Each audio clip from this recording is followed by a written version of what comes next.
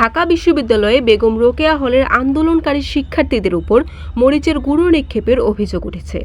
কোটা সংস্কার আন্দোলনকারীদের উপর ছাত্রলীগের হামলার প্রতিবাদে বিক্ষোভ সমাবেশে এ ঘটনা ঘটে। এ সময় ছাত্রলীগের নেতাকর্মীদের হাতে রড, লাঠি, হকি স্টিক সহ দেখা যায়। আন্দোলনরত শিক্ষার্থীদের অনেকে এ সময় আশেপাশের ভবনে অবস্থান নেয়। আহত বেশ কয়েকজন শিক্ষার্থীকে আহত অবস্থায় মেডিকেলের দিকে নিয়ে যেতে দেখা গেছে। আন্দোলনকারীরা সরে পড়ার পর ঢাকা বিশ্ববিদ্যালয় এলাকায় রড, লাঠি নিয়ে মিছিল করতে দেখা গেছে ছাত্রলীগ নেতাকর্মীদের।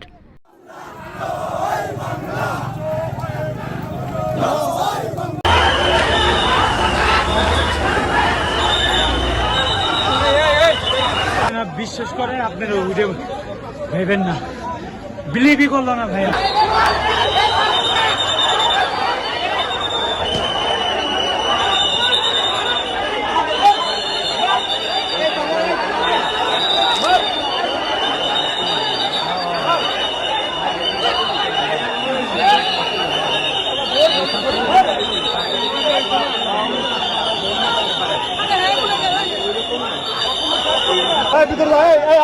আপনারা চলে এসো, আপনারা চলে এসো।